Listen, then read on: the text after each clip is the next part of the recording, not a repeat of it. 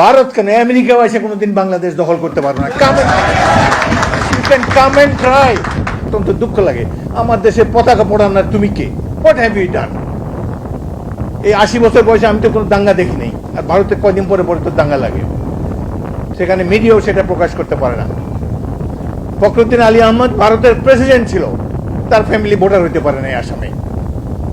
সুতরাং তাদের অনেক এই কিছু কিছু রাজনৈতিক দল আসে মানুষকে কষ্ট দেওয়ার জন্য।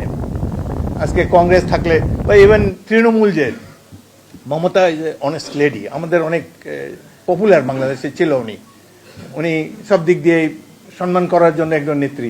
তার আবার কি মাথায় কি পোকা ঢুকলে এখন শান্তিরক্ষী বাহিনী চায় বাংলাদেশ। আরে শান্তিরক্ষী বাহিনী আপনার দেশে নেন, যেখানে গুজরাট কিলিং হয়েছে সেখানে দেন, যেখানে কাশ্মীরে মানুষ হত্যা করা হচ্ছে বিনা বিচারে, যেখানে আত্মনিয়ন্ত্রণ অধিকার নাই মানুষের, সেই সব জায়গায় আপনারা you deserve a military force, শান্তি বাহিনী। বাংলাদেশ পৃথিবীর সবচেয়ে বড় শান্তিরক্ষাহীন দল, দরকার হলে আমাদের দেশকে নিয়ে যান, কিছু পাঠাই দেবো। আমাদের দেশে শান্তিরক্ষা বাহিনীর কোনো দরকার নেই। আমরা ভারতের সাথে যত চুক্তি হয়েছে এগুলো এখন রিভিউ হোক, আমরা দেখতে চাই কি চুক্তি তারা করেছে আমাদের সাথে। আমাদের দেশে সাম্প্রদায়িক সম্প্রীতি আছে, আমরা সাম্প্রদায়িক সম্প্রীতি রাখবো। বাংলাদেশে কোথায় কি আপনি রাস্তায় হাঁটে এখানে যান, বাংলাদেশ এই যে ভারতে এত কিছু হয়েছে, তারা আমাদের পতাকা পড়িয়েছে, তো আমাদের তো কোনো রিয়াকশন নাই। তো আমরা অপেক্ষা করে আছি কবে good science will prevail on them.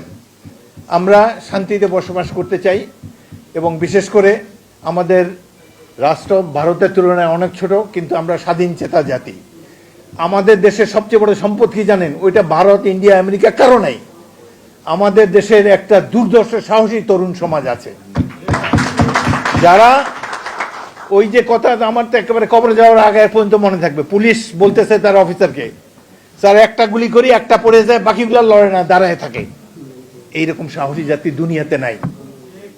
আমি 71-এর যুদ্ধে আমার অধীনে 500 ছাত্র ছিল। আমি যশোরে বিদ্রোহ করি, আমার সাথে 200 ইস্ট বেঙ্গল রেজিমেন্টের সোলজার ছিল, আর আশেপাশে থেকে আমি 500 ছাত্র আমার ব্যাটালিয়ানে ভর্তি করি, এদেরকে 1.5 মাস ট্রেনিং দেই, তারপরে এদেরকে নিয়ে যুদ্ধে যাই।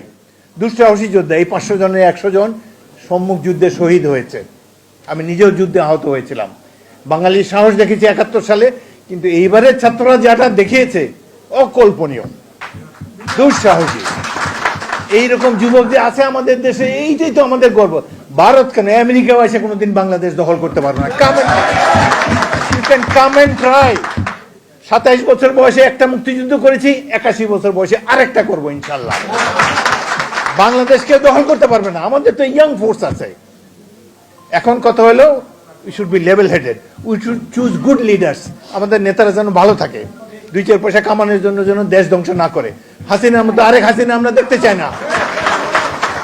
আসুন আমরা সবাই মিলে সুন্দর একটা অসাম্প্রদায়িক বাংলাদেশ গড়ে তুলি, যার যার ধর্ম শান্তি মতো সে পালন করুক।